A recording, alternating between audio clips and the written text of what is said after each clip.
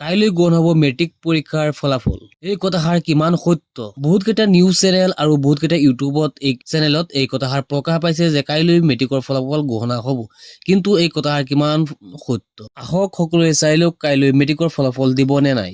বহুত কেইটা চেনেলত দেখুৱাইছে, চাওক আপোনালোকে কনফাৰ্ম কাইলৈ 10 এপ্ৰিলতে ঘোষণা হ'ব মেট্ৰিকৰ ফলাফল।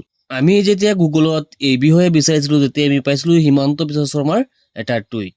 ইয়াত আপোনালোকে চাব পাৰিছে সকলো অভিভাৱক আৰু ছাত্ৰ ছাত্ৰীসকলক মেট্ৰিক পৰীক্ষাৰ ফলাফল কাইলৈ প্ৰকাশ কৰা নহয়, ফলাফল প্ৰস্তুত হোৱাৰ লগে লগে ঘোষণা কৰা হ'ব।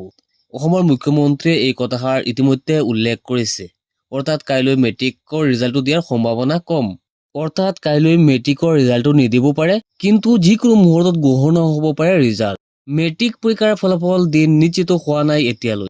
নিউজ লাইভ ৱেবছাইট আৰু একাংশ সংবাদ মাধ্যমত প্ৰকাশ পাইছে ফলাফলৰ ঘোষণাৰ বাতৰি, কিন্তু এতিয়ালৈ ফলাফল ঘোষণাৰ নিশ্চিত হোৱা নাই। ফলাফলৰ পূৰ্বে জাননী দিয়া হ'ব বুলি ঘোষণা ASSEBৰ হয়, কিন্তু ৰিজাল্টটো দিব আজি নহ'লে কালি নহ'লে পৰহি ৰিজাল্টটো দিব। যেতিয়া ৰিজাল্টটো দিব তেতিয়া আপোনালোকে ৰিজাল্টটো কেনেকৈ চেক কৰিব, তাৰ বাবে আপোনালোকে ক্ৰম ব্ৰাউজাৰৰ পৰা যিকোনো গুগল অপেন কৰিব, তাত আপোনালোকে লিখিব SSLC ৰিজাল্ট লিখি আপোনালোকে চাৰ্চ কৰি দিব।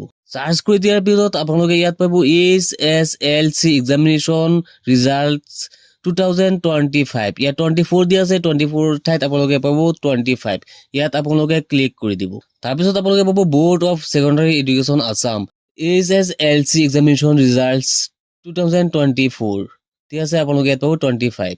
ইয়াত আপোনালোকে আপোনালোকৰ এডমিটৰ পৰা চাই নম্বৰকেইটা ৰোল নম্বৰকেইটা আপোনালোকে ইয়াত বহুৱাই তত আপোনালোকে ছাবমিট অপশ্যনত অকে কৰি দিয়াৰ লগে লগে আপোনালোকে ৰিজাল্টটো পাই যাব। ৰিজাল্টৰ দিনা এই ৱেবছাইটটো বেছি লোড হৈ যাব, তাৰ বাবে আপোনালোকে প্লে ষ্ট'ৰৰ পৰা এটা এপছ লৈ ল'ব পাৰে। ASSEB ৰিজাল্টছ এটা এপছ আছে, এই এপছটো আপোনালোকে ডাউনলোড কৰি ল'ব। এই এপছটো ডাউনলোড কৰাৰ পিছত আপোনালোকে ইয়াত অকে কৰিব। অকে কৰাৰ পিছত আপোনালোকে চাব পাৰিব ওলটি আছে চিলেক্ট এক্সাম ইয়াৰ। ইয়াত আপোনালোকে 22 হৈ আছে, এইটো আপোনালোকে 2025 পাব। ইয়াত আপোনালোকে 2025 অকে কৰিব। আপোনাৰ হাতত দৰকাৰ এডমিট কাৰ্ডৰ পৰা এইখিনি গোটেইখিনি আপোনালোকে ফিল আপ কৰাৰ পিছত আপোনালোকে একেবাৰে তলত পাব গেট ৰিজাল্ট। এই গেট ৰিজাল্ট অপশ্যনটোত কেপচা কোডটো বহুৱাই গেট ৰিজাল্ট অপশ্যনটোত আপোনালোকে অকে কৰিব।